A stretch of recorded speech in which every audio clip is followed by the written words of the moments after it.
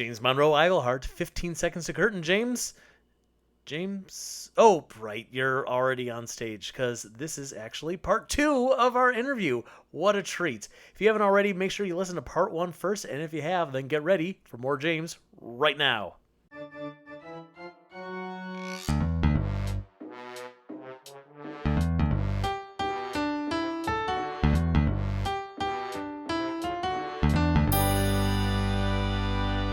Welcome to 15 Seconds to Curtain, a Muppet fan podcast presented by ToughPigs.com. This is the podcast where Muppet fans talk with notable Muppet fans about, what else? The Muppets. Our guest today has been seen in Broadway's Aladdin, Unbreakable Kimmy Schmidt, Hamilton, and Freestyle Love Supreme. We are extremely proud to continue our chat with James Monroe Iglehart. Do you revisit old Muppet stuff very often? Yeah, I do. What was the last Muppet thing you watched?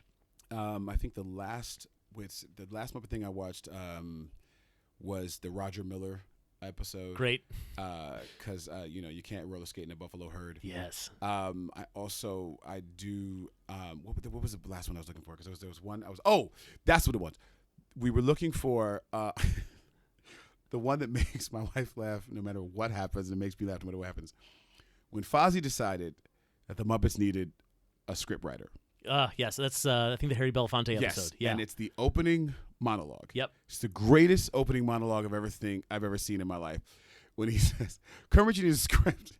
Kermit says, "I don't need a script. Just read it." So Kermit goes out there and he says, "Leggies and junglefins." And he looks off and goes, "Leggies and junglefins."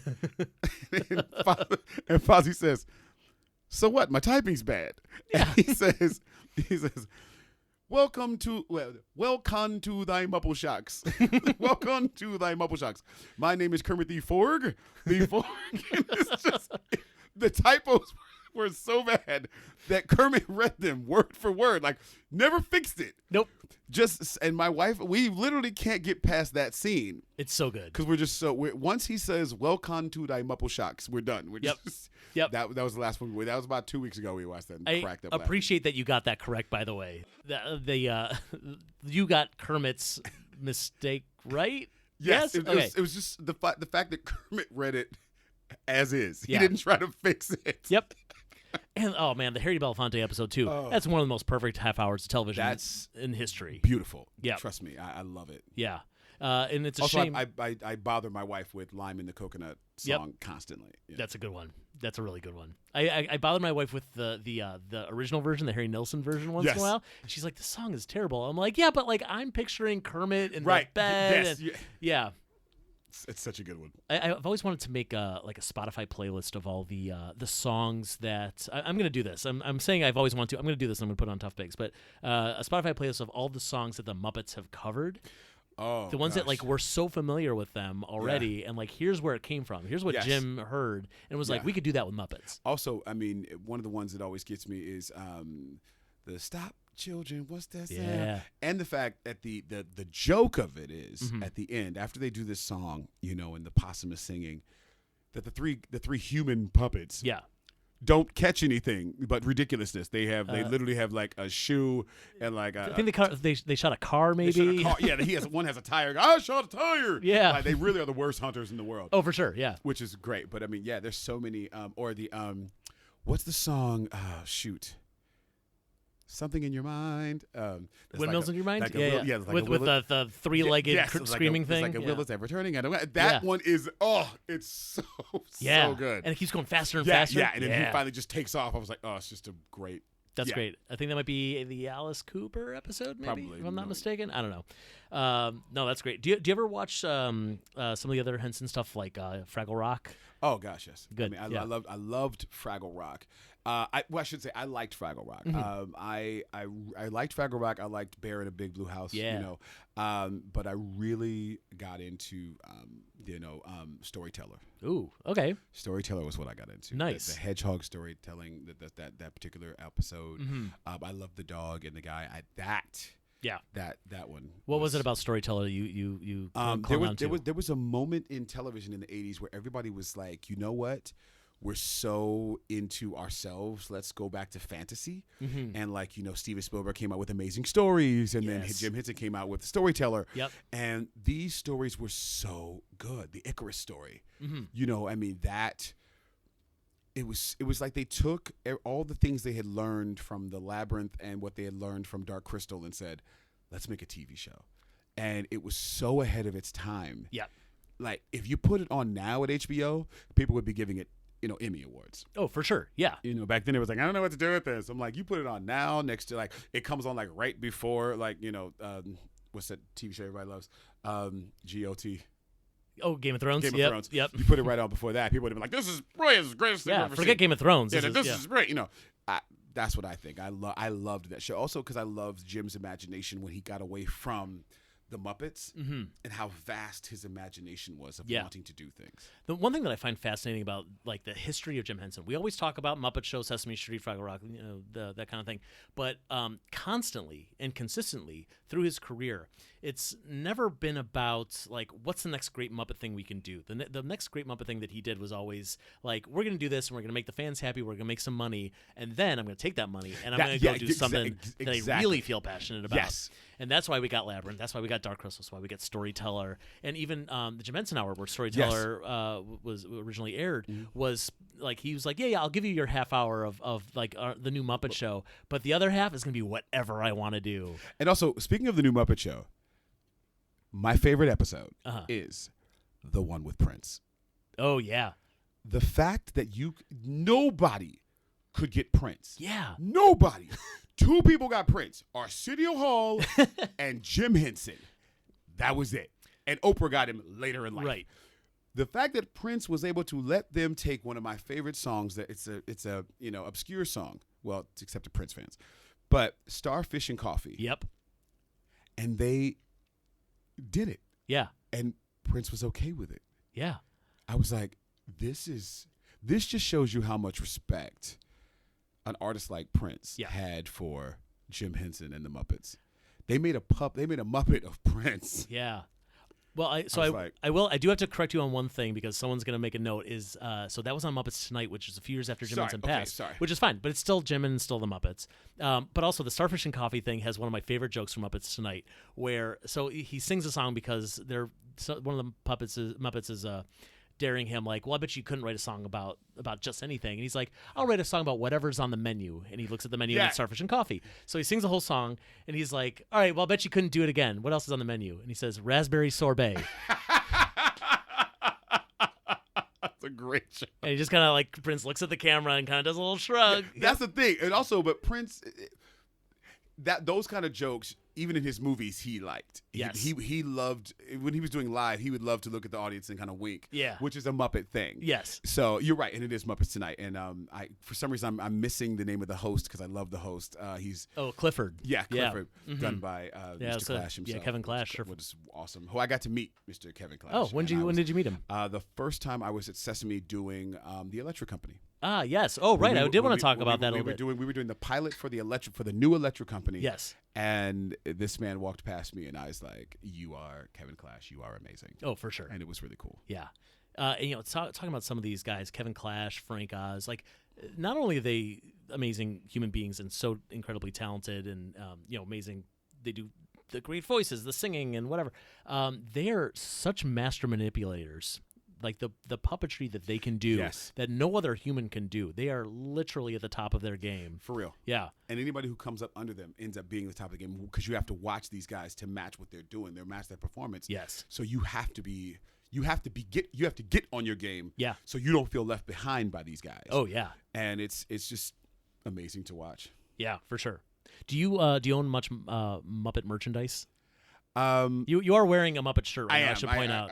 I have several Muppet shirts. I have a bright green, lime green shirt with Kermit riding a bike on it. Uh-huh. I used to have a Kermit hat and an animal hat.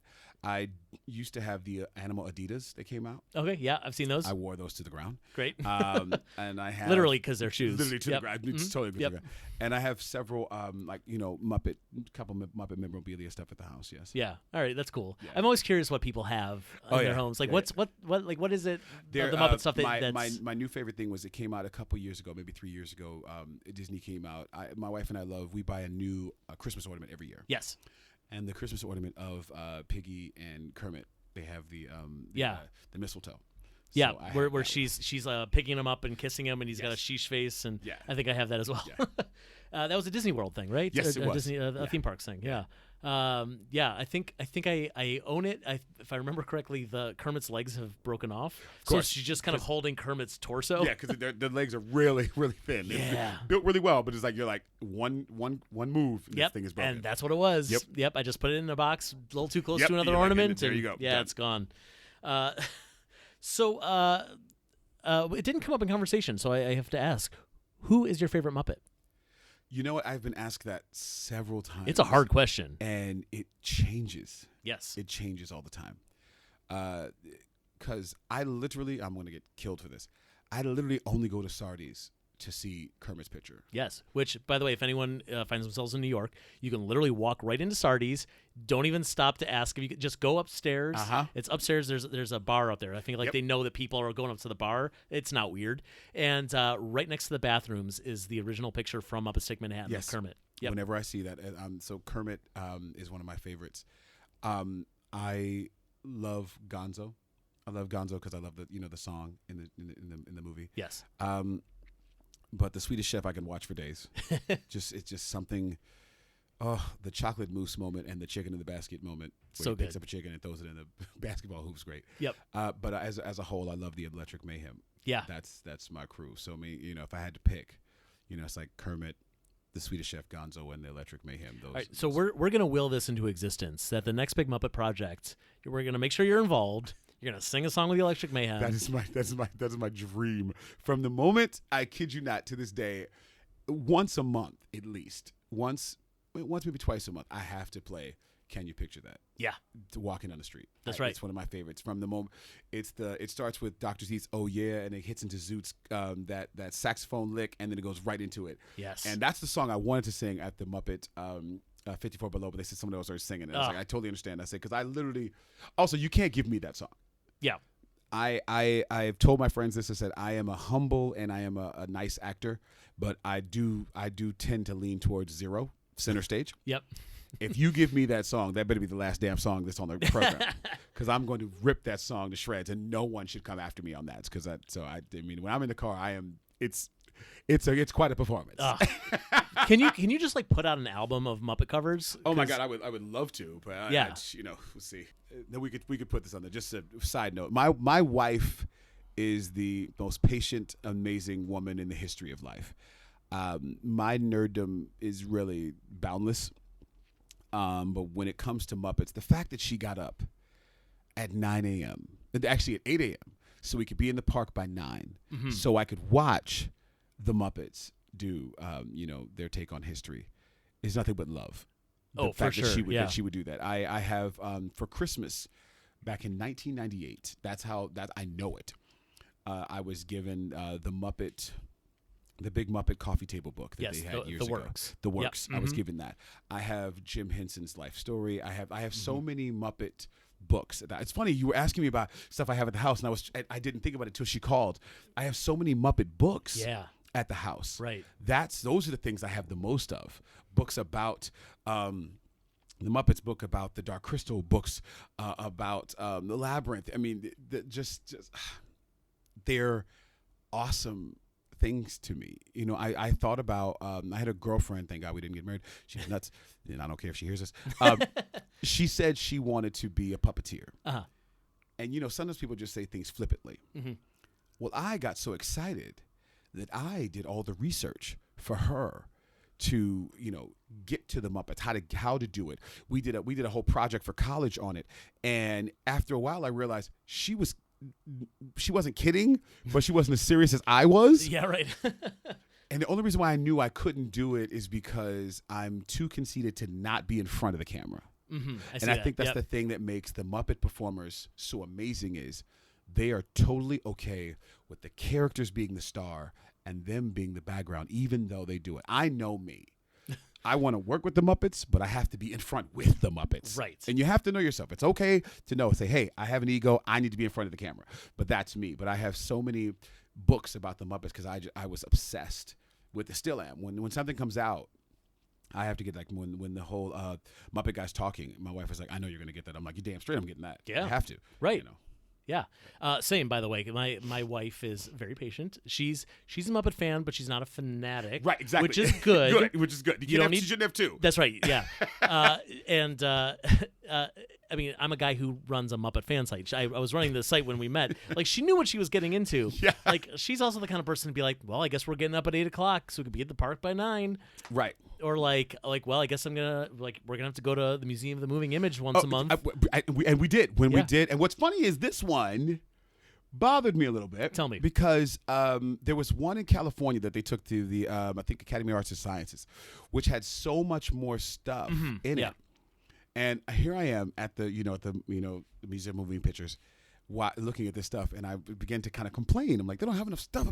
And my wife says, honest to God, she goes, Joe, she says, is it that they don't have enough stuff, or that you've been to so many museums with Jim Henson stuff that you've seen everything and now you're disappointed because they don't have some of the stuff? When we think about this, how many times have you been to a museum that had Muppet memorabilia in it? I was like, well, Sep, a lot. Yep. She was like, so maybe it's not this museum. Maybe it's you. Maybe you've been to too many and you're expecting too much. When I thought about it, I was like, this is a really great exhibit. I've been to too many. Yeah. So I'm like, well, where's the big bird? How come they don't have, like, because the one I went to in California, like, had like all the Skeksis, like all of them. Yeah, right. And Don's looking. They had I'm blanking on his name. Labyrinth. Jareth, the Goblin King. Yes. No. Hoggle. Yes. Jim Henson's son did the voice. Yes. So they had Hoggle there. Yeah. They had the full puppet. Then they had the head. Then they had the head without the skin on it. And so I'm expecting that. Yeah. And Dawn is like, honey, baby, you've been to different exhibits in different states, babe. Yeah. Maybe it's because it's not that this is a bad one. Maybe you've been to too many. So to the Museum of Moving Pictures, you have a wonderful exhibit. Yes, it's great. And it's my fault for just being too much of a fanatic and asking for way too much than should have been there. And it was fabulous. Once she told me that, I went back through. I literally went to the beginning and walked through and enjoyed I was like, wow, this has so many good things in it. But you can't put everything in every exhibit. No, of course not. And they have too many for every exhibit, you know. Well, and the nice thing is there are currently 3 exhibits. There's Museum of the Moving Image in Queens in New York, which has a lot of stuff. There's the Center for Puppetry Arts in Atlanta, which also has a lot of Muppet stuff. And then there's the touring exhibit, which is the one that you saw in California. Yeah. I want to say it's in Columbus, maybe right now. Right. I don't actually recall. But the fact that there's enough stuff that and like people, you don't have to come all the way to New York City or to Atlanta to see these things. Like maybe it'll come closer to you. You get a chance to see it. Like I think that's kind of amazing in itself. And I, because I've seen. It's sad when you say there's 3, and I realize I've seen 3 and 3 of them different places. Yep. So it's like that's the thing that got me. I was like, I whenever I see his name or I see it, I have to go. I have to see it. I get it. Don goes, and Don, my wife's looking. She goes, it's not that I don't want to go. What new information are you going to get? She goes, he started the same time each time. Mm-hmm. He worked with his wife the same time each time. You know that it started with Sam and Friends. I mean, what else, James? Are you think you're going to find out? I'm like, oh no, something new could be there. Yeah. Are we married to the same person? Because I've heard that before. I think there was an exhibit a couple years ago up in Greenwich, Connecticut. Yeah. Because Jim and Jane Henson had a house up there, and there was some museum that wanted to do a Henson exhibit, and it's like, well, I guess I have to go to Greenwich, Connecticut and I have to go see this thing. And I'm glad I did, because the nice thing about that was that exhibit did something slightly different from the other ones, where it was a little bit more about Jane and her art, and a little bit more about their life in Connecticut, and that sort of thing. And of course, like, they had Muppets on display, and that's always nice to see. I've seen them all before. And it's the same thing with Walt Disney. Like, I've gone to every Walt Disney exhibit, and they have one in San Francisco, where I'm from. So I go see that. This one was different because it was more about Walt's family. Yeah. So I was like, cool. So Dom was like, okay, this one I get. Yes. Fine. Right. Yeah, so, slightly different. Because if we're talking about the animation, James, you don't need to see that anymore from the 14 times you've seen it. Right. It's like the old movies are not changing. Right. It's like you're not going to see anything different in this film. Adding more history. Right. It's the history's already there. Right. She's like, when you get a Muppet thing, she's like, I know you're buying this movie, but do you need 3 copies of each of the movies? I'm like, yeah, but the Blu-ray has something different. She goes, what? She goes, even if it's different, you probably already know this information. I'm like, okay, you're probably right. But I'm still gonna buy it. Yeah, I know. I've bought like every Muppet movie several times. We were just talking about. Have you've seen The Iron Giant? Yes, a wonderful movie. I bought it 4 times. Yeah, because it's like every time a new one comes out, it's like, well, the Blu-ray. I gotta see that in Blu-ray, right? Also, and they always seem to have this one cell, or like they'll have like, you'll look at the Blu-ray, and this is for any of the movies for us nerds who know this. You'll look at the Blu-ray, and it'll tell you all the things the Blu-ray has. Yeah. And you'll go, I've seen that. I haven't seen that. So you're going to spend $39 for this one chapter that you haven't seen. And this chapter is literally 10 minutes long. Oh. So you spent $40 for 10 minutes. You're lucky if it's 10 minutes. Sometimes it's like 2.5 minutes. And it's like, yeah, but those 2.5 minutes. But I didn't know that interview with, Mark Hamill in Smiling to the Left is different from Smiling to the Right on the last one. Right. Yes. I own a lot of stuff. Listen, there's a lot of stuff. The problem is my nerddom goes from literally from comics to musical theater, to Muppets, to Star Wars, to professional wrestling. And if we get into professional wrestling, this podcast will never end. It's kind of like the Muppets. And so I'm not allowed. I literally have to ask my wife, can I bring this Star Wars thing into the house? Can I bring this Muppet thing into the house? This professional wrestling thing into the house? It's not that we're weak men. It's that our wives need room. And they're like, can I put my pots someplace? Because this place did have glasses in it. Now there's a whole stack of Millennium Falcon books. Yes. Why do you need? What did she say? She said, why do you need the instruction manual on the YT Millennium Falcons? I was like, because I might want to build one someday. Maybe. Yeah. Oh God, it's so familiar. It's so familiar. Recently, I got there's this great animal bust, like a bust of his head. Yes. And the people from Diamond Select, they sent it to me to do a review, which is very generous of them. And after I shot the video, and I said to my wife, "So where do you think we should put it?" She went, "You would look great in your office." And I went, "I see what you're doing." Oh, listen. The comics, if you're looking in my room right now, if you guys are in my room right now, you'll see it's 100 comics and stuff like that. There used to be more here. Uh-huh. I had to give some away just because of sheer space. Yep. And also, I don't live here. This is my dressing room. Also, my wife told me I couldn't bring it home. Yep. She's like, no. Vinyls. Yeah. The figures, you mean. The little figure vinyls by Funko. Yep. They put out a Muppet line. Yep. And then they put out a Disney Afternoon line. Worst, best thing ever. Yes. And my wife said, do not bring those home. Yeah. Because I have a curio cabinet, but it's full. And she won't let me buy another one because the wall's not big enough. Because I was like, babe, I had to stop when they put out the Muppet action figures. Yeah. And they had the Electric Mayhem. Yes. Her face fell. And she said, I don't want to tell you no, but I have to tell you no. Oh. She goes, you can't. And now they're out of print, and I get it. I could probably find them. Yep. But out of respect for my wife of January 12th, it'll be 18 years. Out of respect for 18 years of marriage and 27 years of knowing each other. Yep. And 20 some odd years of actually dating, I did not buy it because I knew I don't want a straw to break the camel's back. Right, yeah. I've got enough stuff in the house. I've already got 7 wands, but we won't talk about that. Like Harry Potter wands? I didn't want to mention it, but yeah. Yep, okay, yep. That's a whole different thing. Yeah, I sometimes wish that my wife had something that she was as much of a fan of as I am. She goes through phases. Yes. So it's like she's really into David Bowie for a while, so we get a framed picture and she buys all the records and et cetera, et cetera. And like 6 months later, she's really into Steely Dan. And it's like, okay, and I don't know why I picked 2 bands, Yes. but yeah, like she goes, and she knows she does this. So she knows, like, I'm not going to get a tattoo because 6 months from now, it'll be something else. Yes. But for me, and it sounds like for you, it's like we have these things. They are constant in our lives. And the fun thing is, I think the best way to describe it for me is my wife is a fan of me. Mm-hmm. And because she's a fan of me, I get away with everything. Oh, that's nice. So your wife is a fan of you, which Yes. is why we're still living. Right. Because if we weren't, they might have killed us by now. Right. In the coolest way either. I don't know how you are with your wife, but does your wife walk up to you and go, "Ooh, taste this"? They could easily kill us and we would never know. Oh, for sure. Because we just eat anything they give us. It's Yeah. like, here, taste this. Okay, cool. So my wife is an actor, and she does a lot of, these days she's doing a lot of stunt work or fight choreography type of stuff. And so recently it's been a lot of like, hey, come at me. And I'm going to do this move on you. And then, like, I can't breathe for a second. And it's like, so yeah, if she wanted to, She could kill us. just squeeze a little bit tighter. My wife is a scientist. Mm-hmm. There's no telling what she could put in anything. And it'd be odorless, tasteless, nothing. And Yep. I put my life on it. Totally Yep. Princess Bride moment. Yep. I could be dead.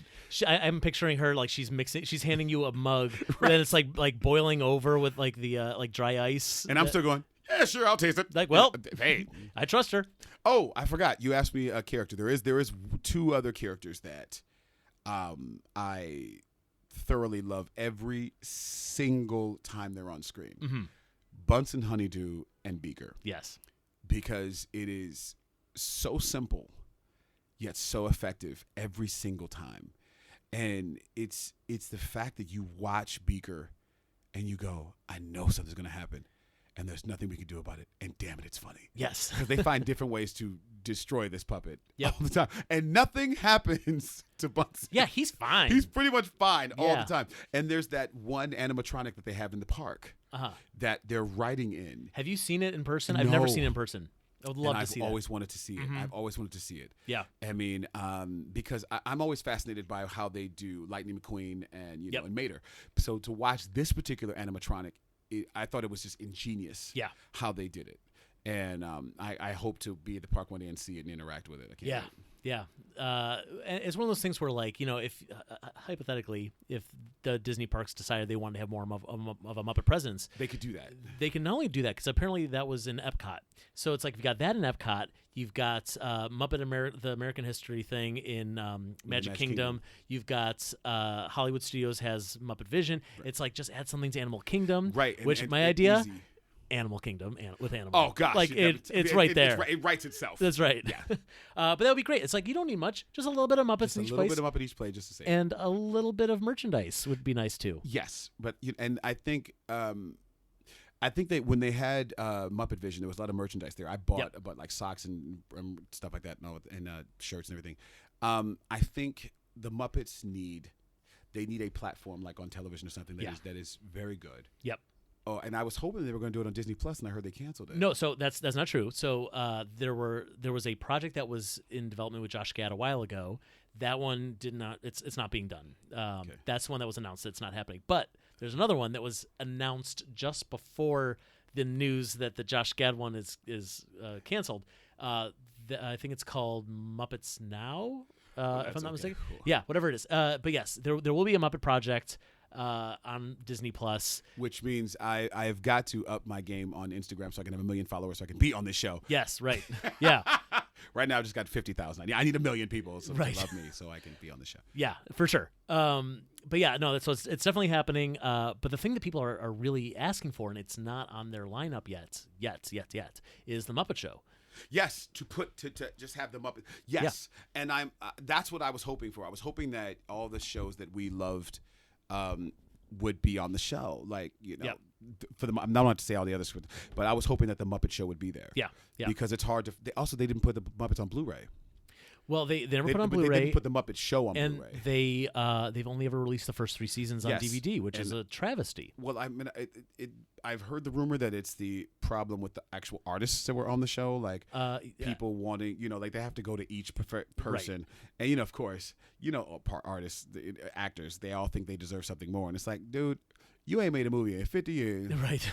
Take this check, shut up, and keep stabbing. Well, and a lot of times it's like the kids, because they're not around anymore. Their parents are like, my father deserves. Yeah. And you want to look at him and you're going to go, your father deserves. Yeah.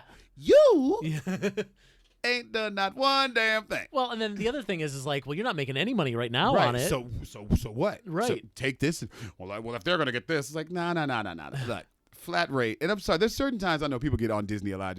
They're just greedy. I'm like, look, sometimes you take the flat rate money and go. Right.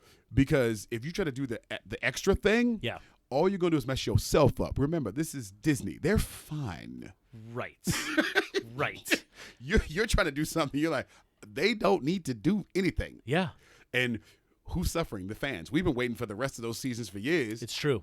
So we're doing. Other people are, being funny. Yeah. We've been doing a project on Tough Pigs for the last couple of years where we are doing an in-depth review of each episode of The Muppet Show exactly 40 years after it premiered.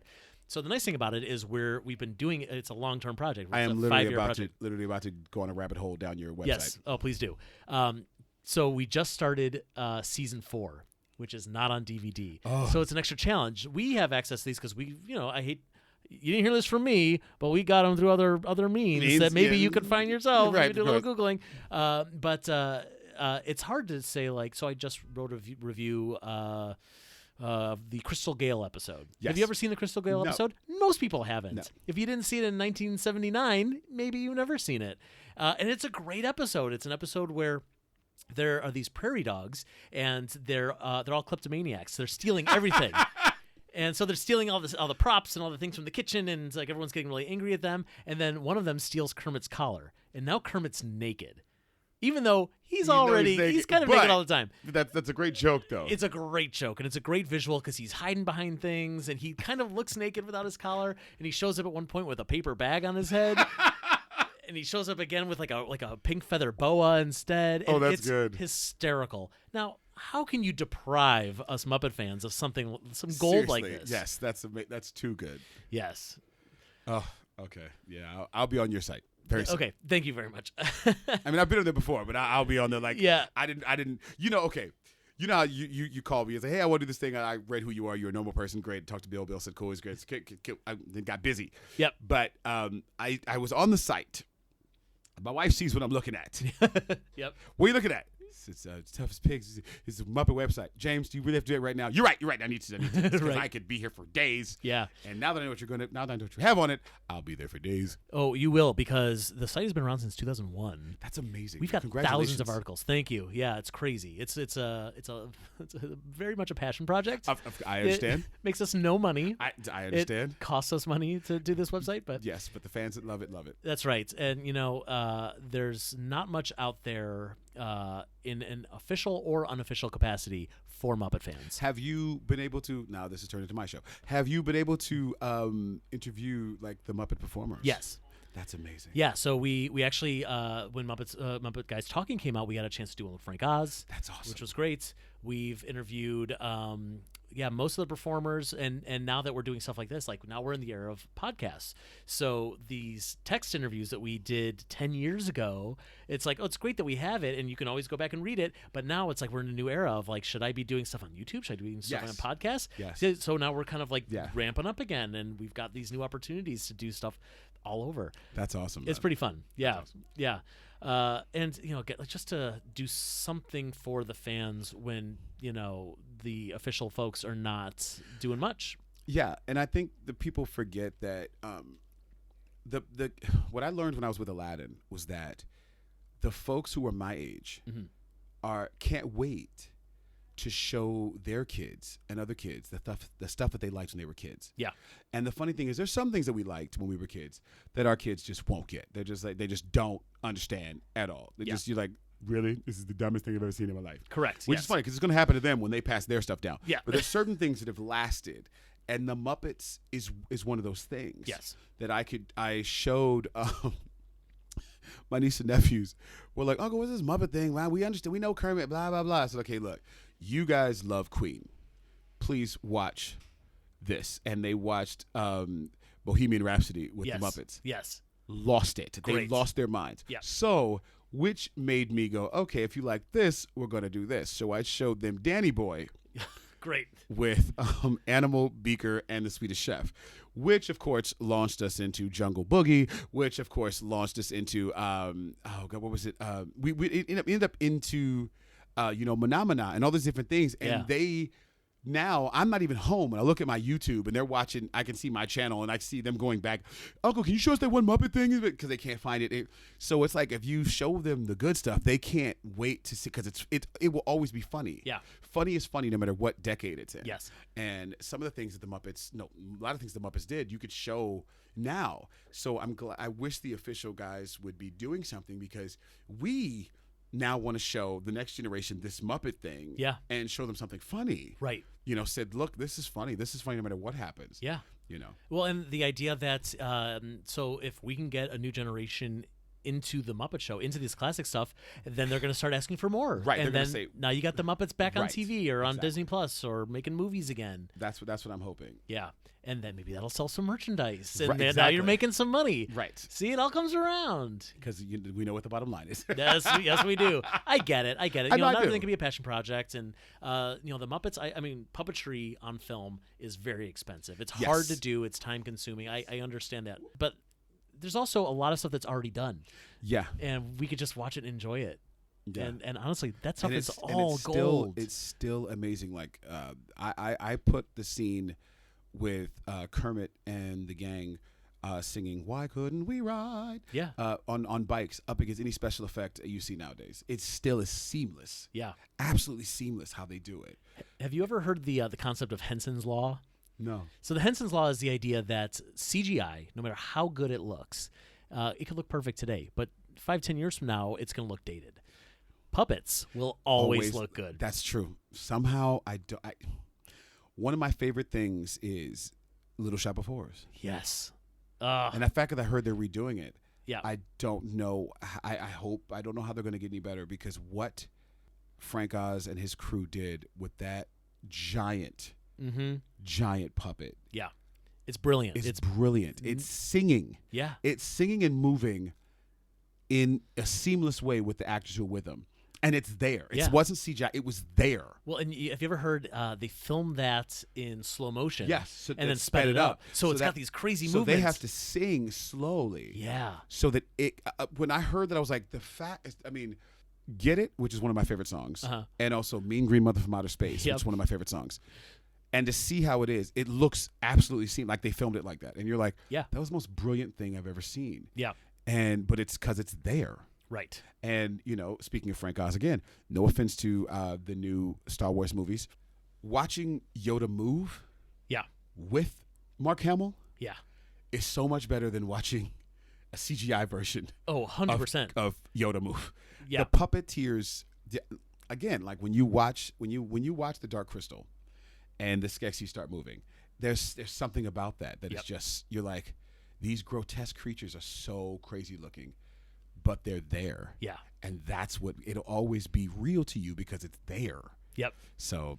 Have you watched the new Dark Crystal yet on Netflix? No. And that is my plan for the month of December, because I have nothing to do. And I am going to totally binge watch this thing. Great. Because my friends have called and they're like, James, you of all people have got to see this thing. You really do. Because it's a prequel to, right? Yes, it's a prequel to the film. But it's I'm happy to say, watching the original film is not necessary. Okay, good. Like I rewatched it right beforehand, and to be honest, like I find the Dark Crystal film to be gorgeous, but ultimately boring. It doesn't really get to the point, and by the time it gets to the point, it's too late. Yeah, right. Yeah, you're already on your phone, flipping through Instagram. Right, yeah. But the new series, it's captivating. The puppetry is amazing. The voice actors are not celebrity stunt cast. There's a lot of celebrities in there, but like every one of them is just perfect. Yeah. Well, the people they got for this film, when I saw some of the names on it, these are people who are celebrities, but they also do voice work. This is what they do. Correct. They're not like, hey, I'm a celebrity just doing a movie. Like, no, this is what I do. Yeah. Well, Mark Hamill's a perfect example. Come on, that guy, he's a voice actor now. For sure. What's funny is, like, he's an actor and who just happens to specialize in that. So, Right. you Yeah. know. But also people like Aquafina. Yeah. Who's amazing in this movie. And in now this doing series. so much more. Yeah. Yeah. You know. So Yeah, I'm excited for you to watch it. And can't again, wait. so much puppetry, where the point where the CGI is just blended in just enough to like let it and pop. that's what I think you should do. I mean, I will say, as far as CGI is concerned, there are certain people who've done it right, and I don't give a damn what you think about the movie. King Kong and Godzilla, they did it right. They every time. You mean the old ones? No, the new ones. When I see the new Godzilla, like the newest one, like the part of the monster universe Universal's doing. Yes. I look at that, I go, my hat's off to you, y'all. Every time I see King Kong, it just makes me damn happy. Well, the thing about King Kong too is like when you're doing mocap. Mocap is a form of puppetry. Right. Okay. That's a good way of saying it. Yep. When it's mocap, it's different. Yeah. And so I have to give them, credit for that. I give the Marvel people credit for that, but it's also mocap, But when it's just CGI for CGI purposes, I'm like, guys, come on now. Yep. Well, there's things like the two movies I think of, Black Panther and Wonder Woman, both movies that I love a lot. The final scene, the final battle for each of those movies is so CGI heavy. Yeah, it's kind of hard to watch. Yeah, because you're like unlike where the Batman film, the guy's really kicking somebody. Yeah, and I need that. I always point to Die Hard as the perfect example. Yes, the end of Die Hard. It was near the end of Die Hard where he's fighting the big blonde guy. And like any other action movie would have like big sound effects, doosh, dish, and they're flying around or whatever. But it's you can hear like the slap of the fist against the flesh. You could they're getting tired and they're getting. That's hurt. why I like John Wick. John Wick is a perfect example. You're like, these guys are doing this. Yeah, this is happening. Right. So and there's something that realism that like the same with puppets and these action movies. Old Boy is another perfect example. They're getting tired. You have to see it. Yeah, because you'll feel it more. Right. Because when we get desensitized with CGI. Yes. Whereas this stuff, when you see it, you realize that you're holding your breath because you're like, oh my God, those guys. There's something inside you that goes, these guys are doing this. Right. Yeah. Right. The Mission Impossible movies now, whenever I know that okay, Tom Cruise isn't really in danger, but he's really clinging to the side of that building in Dubai. Like that's kind of amazing. I got to give you credit for that. Yeah. I hate to give him credit, but I give credit to those movies. Yes. Thank you. That's a good way to put it. Yeah. Anyway, we've gotten way off topic. I'm sorry. No, it's great. But Muppets are great. That's really what it comes down to. Muppets are fantastic. Yeah. Everything from Sesame Street to the Muppets to Fraggle Rock to Emmett Otter's Jugman Christmas to just to one of my favorite films that I always argue with Disney fans about, The Christmas Toy. Oh yes. And I always go as who's arguing against The Christmas Toy? They're not arguing against The Christmas Toy. I just like to, whenever somebody says, there are a lot of firsts that Disney has done. Yes. There are a lot of firsts. Mm-hmm. But that story about toys, they weren't the first one. Nope. Because The Christmas Toy is about a toy, if you haven't heard about it, but you guys are all fans of this website, so you guys already have, is about a tiger who was the Christmas toy last year and decides he should put himself back in the box until he sees this, what happens to be mechanical, brand new toy that doesn't realize it's a toy. Yes. What does that sound like? Yeah. And it's a amazing adventure. And when I first saw Toy Story, I went, This is the Christmas toy. I've seen this movie before. I think I've seen it. They've done. Don't get me wrong. The animation is amazing, but this story has been done before. Right. And there's a couple things that the Henson did that you were like, they're under the radar. One of my favorites is The Princess and the Frog.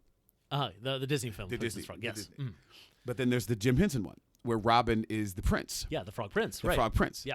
I love that so much because the witch tells the king, who's a complete idiot, You're right, that I'm your sister, even though they look nothing alike. Right.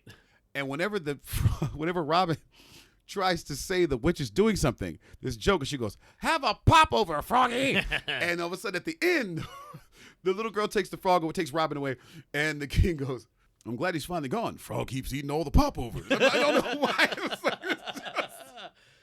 I was like, it's little things like that they did.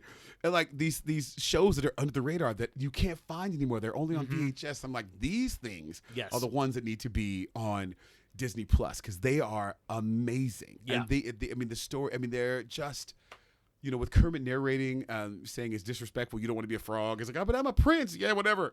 Right. It's really, there's just these things that Henson did, and you forget that he did these things unless you're like a diehard fan like you and I. Right, yeah. That's a great point in which we should probably start wrapping up because we've been talking for a while. I'm just going to say this. Joe, please bring me back so we can actually finish everything else we want to talk about. I would love to do this again. This was so much fun. This was a huge treat for me. So thank you so much for being here. Thank you, my friend. Are you on social media? I am on social media. I am on Twitter. I am on that's James M. Iglehart, and I am on Instagram at JMI Iglehart, and you can find me there just doing all kinds of stupid stuff. All right, we're gonna get you up to 20,000 followers so that you have more clout with Disney and you can be on these Muppet I'm programs. also, you can see me at Hamilton on Broadway. You can also see me on Freestyle Supreme on Broadway. You can see me at Rapunzel's Tangled Animated Adventures at Disney Channel, and someplace else soon, very soon. I'm sure. That's great. Well, we're excited for that.